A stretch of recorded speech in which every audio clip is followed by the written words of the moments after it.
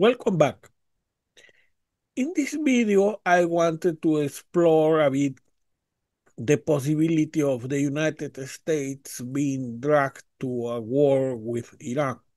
At first, Secretary Rubio declared that the United States had nothing to do with the attack, then confessed that the United States had helped Netanyahu with logistics and intelligence, besides, of course, keeping Iron Dome properly supplied so it could work to protect Israel from Iran's retaliation.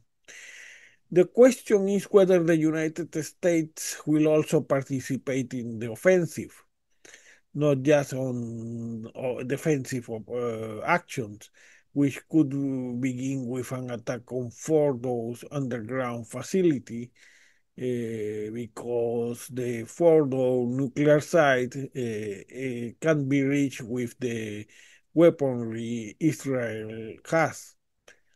As it becomes clear that there is no nuclear bomb, the rational next step would have been to offer Iran an olive branch in order to retake the negotiations of a nuclear deal, like suspending military aid to Israel in exchange for a ceasefire. This would have been an intelligent way of preventing Khamenei from keep retaliating and save face at the same time. But no, according to more recent Trump's declarations, the United States would have been behind the attack from the very beginning. Axios reported recently that Israel officials say the strikes were in fact coordinated with the United States. And yet, this is not the relevant question. The relevant question is whether the United States will go to war with boots on the ground as the only feasible way to dismantle Iran's nuclear program and to topple the Ayatollah's theocracy is with troops on the side.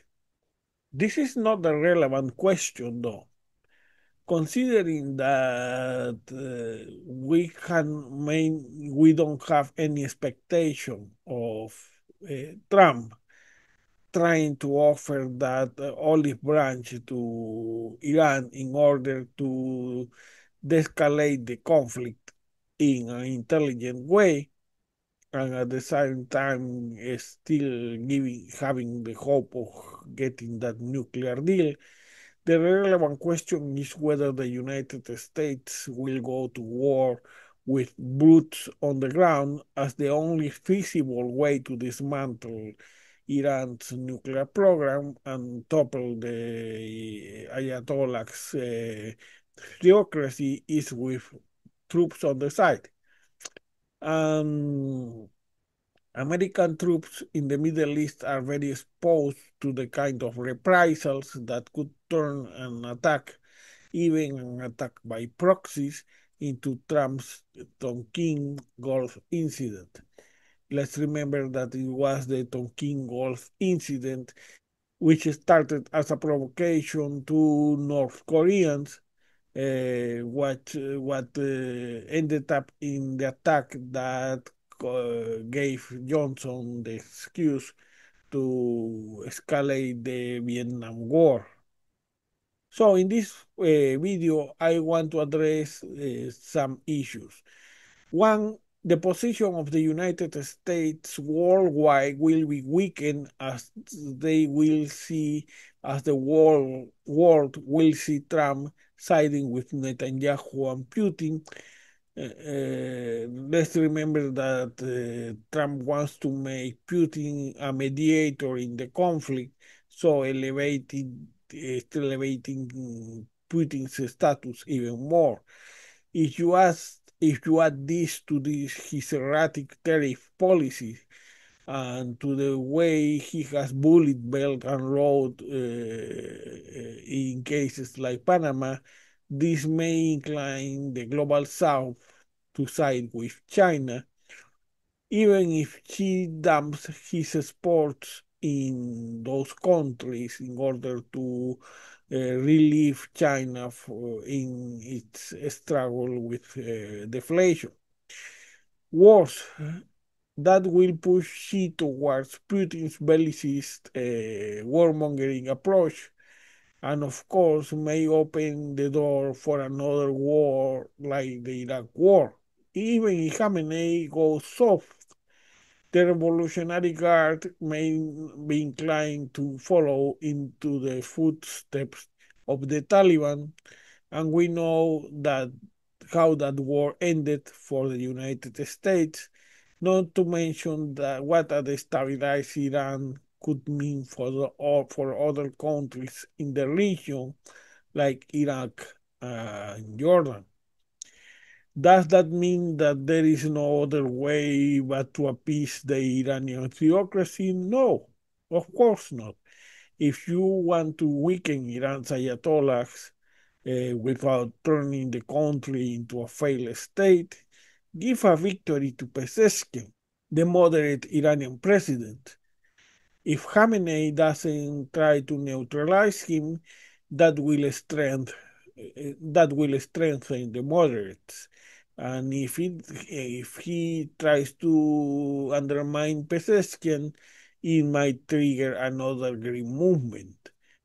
Otherwise, you are just playing on the hand of the most radical part of the Revolutionary Guard. Number two, another more worrisome consequence may come from Israel attacking Kark Island, through which 90% of the Iranian oil flows. If so, the Iranian regime may be doomed, but that doesn't mean that they are going to go peacefully into the sunset. On the contrary, it would have consequences. As a first consequence, will maybe the blocking of the Strait of Hormuz, through which tankers carrying 20 to 25% of the global oil pass, and that could be made as cheaply as sinking some ships to block the pass. That would be enough to unleash a global recession that would severely hurt Europe, provide windfall profits to Putin, and start an unconventional war led by the Iranian Quds Force. And the Quds Force is the arm of the Islamic Revolutionary Guard Corps in charge of insurgency and intelligence operations. In other words, we would have another insurgency just like the one that put the Shia regime in power in Iraq, or worse, like the one that brought the Taliban back to power in Afghanistan in 2021. And consider that they don't have to make the mistake of holding territory like ISIS did, at least not until public support in the West has worn out enough. So they may be as successful as the Taliban were in Afghanistan and avoid the mistakes made by ISIS.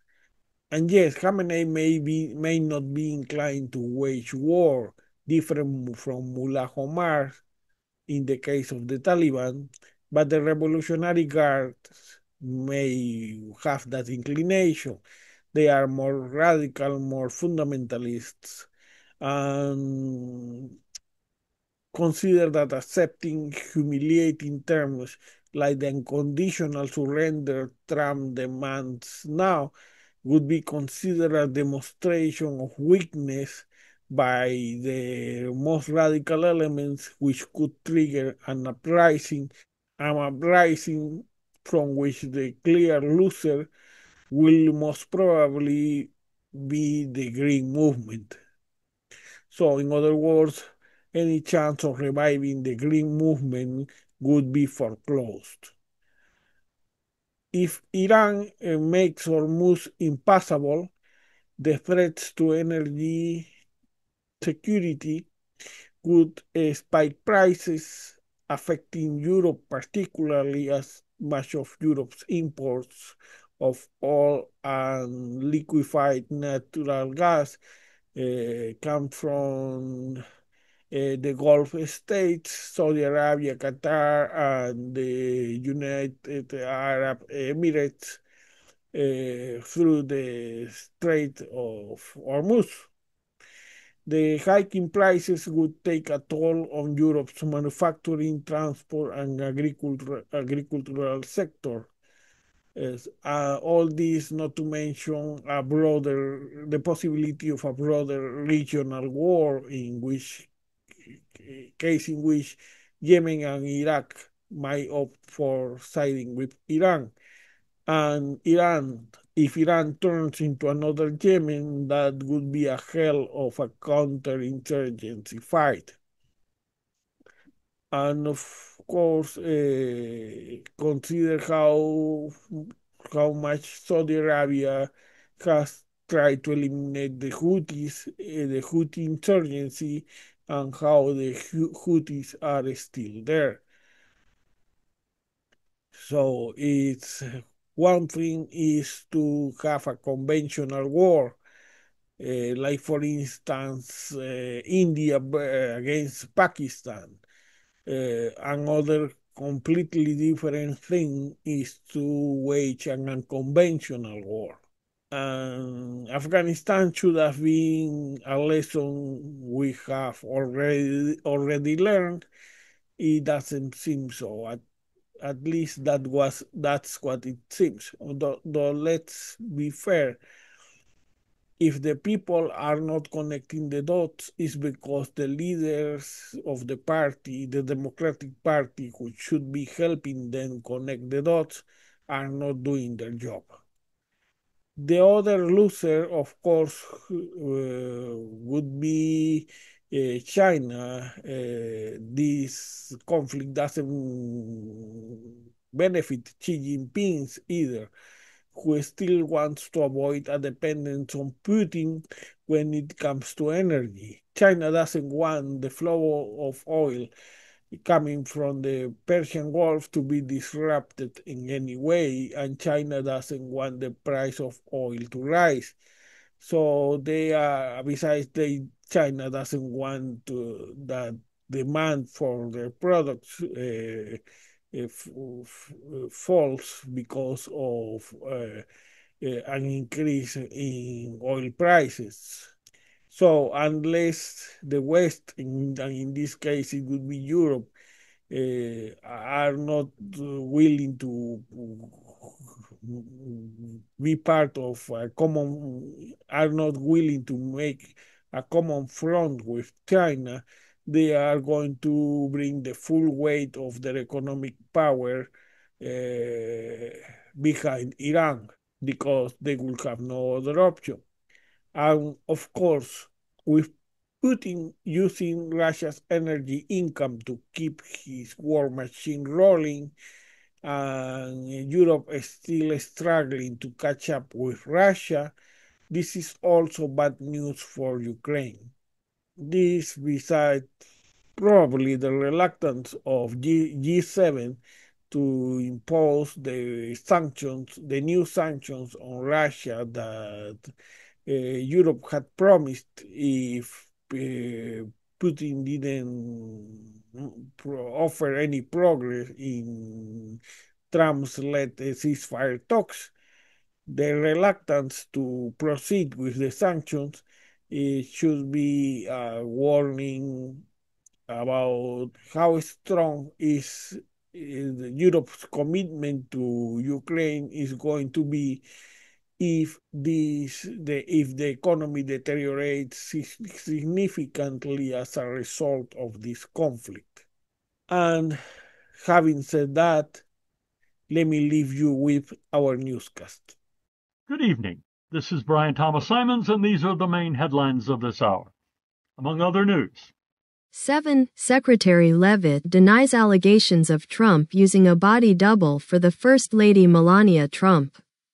The president seeks a replacement from the Slovenian provider, not a body double, clarifies press secretary. Press secretary Caroline Levitt denied allegations that Trump was using a body double for First Lady Melania Trump. The president seeks a replacement from the Slovenian provider, not a body double. She is about to be 56, and President Trump believes it's in the best interest of the American people that he has a younger wife, even if she also comes from Slovenia. But the Slovenian provider has been maliciously neglecting his obligations under the male bride contract. Even the First Lady has agreed to be returned to Slovenia in exchange of 50% of the income generated by the dollar Melania meme coin and a new clause saying she won't be buried in a golf field like Ivana. So we are now considering sanctions against Slovenia, at least until Melania's supplier makes it right in her contract, clarified the press secretary. 8. Florida man climbs on playground equipment. Tells kids where babies come from. Offered a contract by Los Angeles School District. Otis Dwayne Ryan, 30. A Florida man who climbed on playground equipment to tell kids between the ages of 4 and 6 how babies were made, and that they came from women, was found guilty of disorderly conduct, ordered to pay a fine, and released. Yet, not all was bad news for Ryan. After learning of the incident, Los Angeles School District Superintendent Alberto M. Carvalho got in contact with Ryan to offer him a contract to teach sexual education in Los Angeles to, precisely, 4 to 6-year-olds. After watching the video, the Board of Education was greatly impressed by how Mr. Ryan approached the children in terms of diversity, equity, and inclusion, and decided right away that he was the perfect choice for the position, concluded Superintendent Carvalho. 9. Man who set off firecrackers under Florida girl's bed while she slept offered position as teacher. Additional credential: he's a member of the Republican Party. Matthew Morrison, 44. A Florida man who set off firecrackers under a girl's bed while she slept was about to face charges of burglary and child cruelty without great harm when he received unexpected good news. And the bearer was a representative of the Okaloosa County School District who visited him in his cell.